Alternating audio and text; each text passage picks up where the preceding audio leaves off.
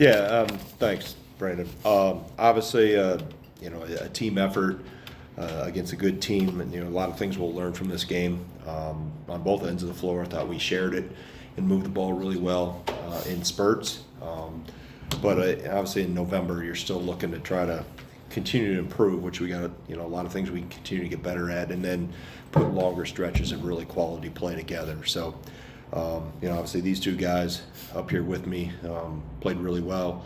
Cam gave us again a big boost off the bench. Nolan filled in with Gilly for Steve when he was in some foul trouble, and his activity on the glass obviously was important. So, like I said, a lot of things we can learn from this, and that we got to get better at, and move and get ready, get on to Pittsburgh on Sunday.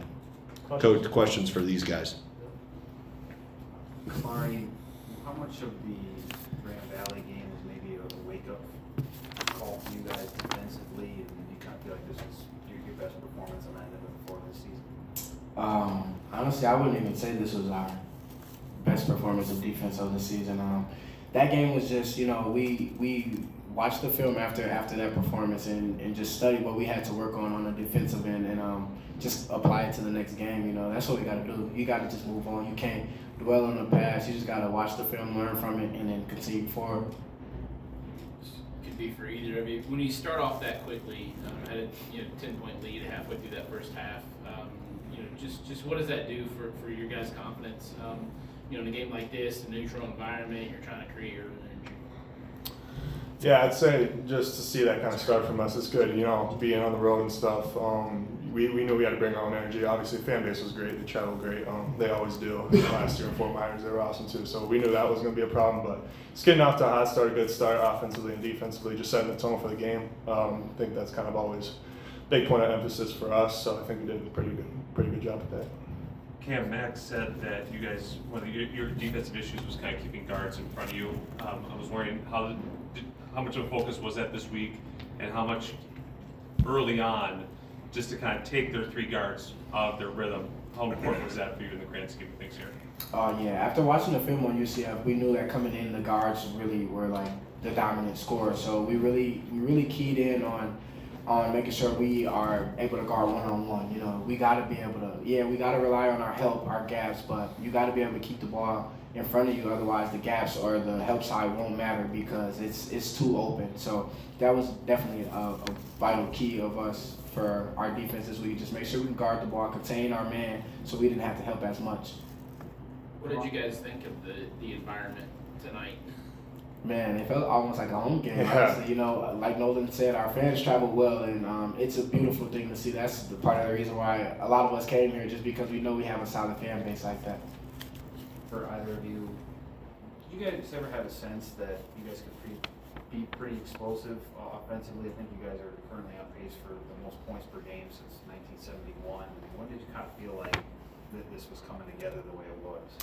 Yeah, I just say throughout the summer, learning each other's games, just building that chemistry with one another.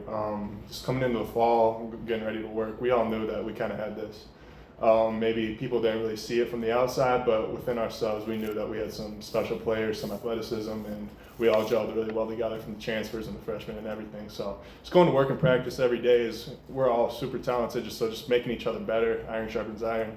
I would say, yeah. To add to that, you guys have been killing teams at the free throw line, but tonight they shot 21 more than you did. How pleasing is that to, win by 16 with that kind of deficit?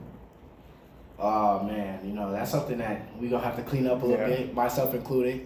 Just a lot of silly ones, a lot of them where my help is there, but we bail them out. So we just gotta not worry about it because we know, they get to the free throw line, but we'll still come out on the right side. So we'll just go watch the film, learn, and make sure we just eliminate our silly ones because the game of basketball is physical, so there's gonna be fouls. We just gotta eliminate those that aren't necessary. Nolan, I think you guys, your first 25 possessions, you had 20 points in the paint. A lot of the offense was coming through you and Steve, either scoring or facilitating. I know you two are still trying to find a niche, kind of working together, but that first half with you guys in sync, how just important was that for this team to get off to that start with you guys facilitating like that? Yeah, it was good. I feel like start off every game with a post presence and getting to the bucket, just setting that tone, just letting them know that it's going to be a physical game down there with me or Big Steve. So I think just setting that sort of tone, telling them that we're going to be right at your chin all night and just getting to the rim, and then that opens up everything from the perimeter. Shooting wide open threes, 10 toes down. That's what we really harp on. So yeah, it's huge for us. We got to keep doing that. I know. One more for the players. No, I know rebounding kind of, when you're hot, it kind of tends to find you. You had a couple series where you cleaned up your own misses. I know you had 2-on-1 that you led to 2 free throws, another in the second half that you cleaned up. Just what were you seeing on the offensive glass today that kind of led you to kind of generate some of that offense? Yeah, I mean, just kind of being there. Being a 7-footer, it's not like I got to do anything crazy athletic to get around people, and I know I'm not the strongest person ever. So just kind of having a nose for it and just kind of having a knack for where the ball's going to go. I credit that to my dad, honestly. At a young age, he teach me from like all the angles where the ball's most likely to bounce. So I really just try to get to those spots, and being 7 foot, it's pretty easy. But I know I got to be better on the rebounds and defensively and offensively. I have more opportunities to keep crashing, but I think we all can just do better on eliminating the second chance points for them. So. Nolan, Cam, thanks. Appreciate you guys. All right, guys. All right, Coach. Rest. Coach, see you in a bit. Yep. See you. Questions for Coach? Coach, what did you think of your team's defense tonight? Felt like you guys were forcing them into a lot of tough twos and tough threes. They missed the first 11 threes, and all of them felt, pretty well contested. Yeah, I thought we were really good in stretches. You alluded a little bit of that with Cam. I thought we did a decent job early, containing dribble penetration, having people in gaps and have a presence there.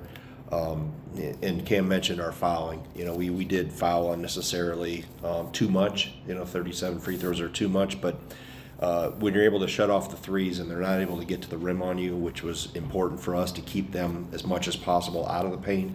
And obviously those 2 guards, specifically Curry and Johnson, are good. The more I watched them, the better I thought they were. For them to go 5 for 23 in their starting backcourt, I think we forced them into some tough shots. There's always things we can get better at. In this one, obviously, we'll break down the film and see where the unnecessary fouls came from. I got a pretty good idea in my mind, but and then just being a little more solid with the ball. I thought we had some goofy turnovers that we don't need to happen. As a coach, you're always looking for perfection. So a lot of things we can get better at, but still be able to, put that team away was important. Greg, you talked a lot about how much you love Cam's energy off the bench.